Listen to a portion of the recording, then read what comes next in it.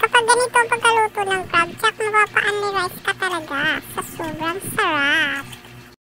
So, yun na nga mga mare, may napadaan dito naglalako ng alimango. So, ayun, napabili tayo. Kaya yan, 400 ang kilo, kaya binili natin. So, ngayon ang gagawin natin is lulutuin natin siya.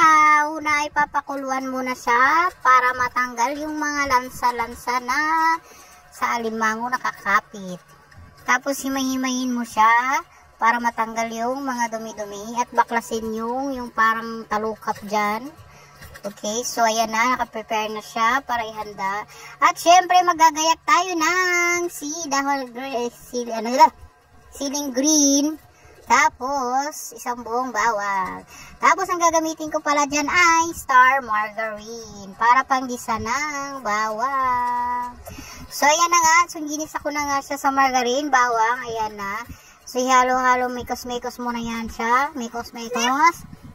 Tapos, may bata ditong malikot. Okay. So, yan na. Lagyan natin ng asin, pampalasa.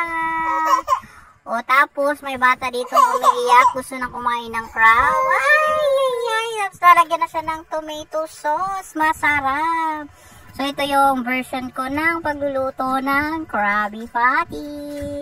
So, yan mga guys, yan. So, lagyan mo siya ng kunting tubig, kunti lang. Ayan. Tapos, halu-haluin pagkulo, lagyan mo na yung siling green. Ayan, sarap. Tapos, lagyan mo na ng mga anik-anik. Pampalasa. So, may bata dito gusto na kumain ng crab. So, katapos, ay lagyan mo siya ng garlic powder. Pampalasa. Ngayon, kung wala naman kayong garlic powder, ay huwag nang lagyan. Dahil malasa naman na siya. So, ayan na nga. Ito na ang perfect na pagkaluto ng Krabby Patty. Si Mr. Crab.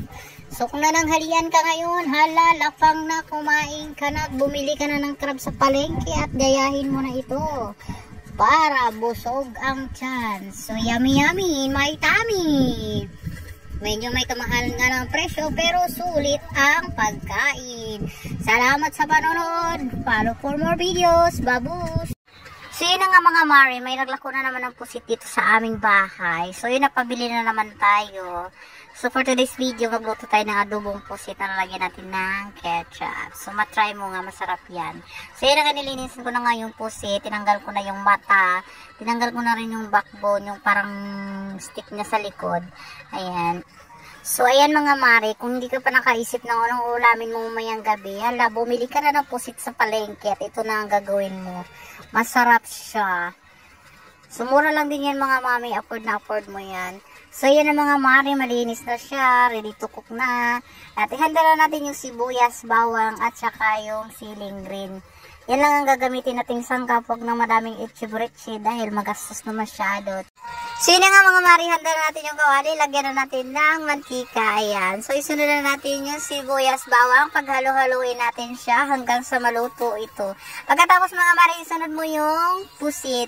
So mikos-mikos lang yun mga mare. So yun nga pala, hindi yan pwedeng ma-overcook dahil kukunat yung laman niya. So yun nga mga mare, lagyan ko na ng mga anik-anik, mga pampalasa, asin. Ilagyan ko siya ng konting ketchup.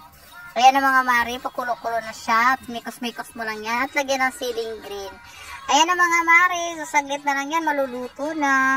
Huwag mo siya na overcook mga mami kasi kukunat yung laman niya.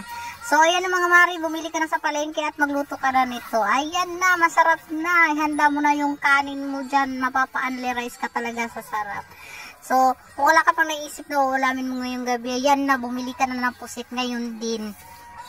Para maparami ang kain mo at ang buong pamilya. Okay mga mare, thank you for watching and follow for more videos. Babush!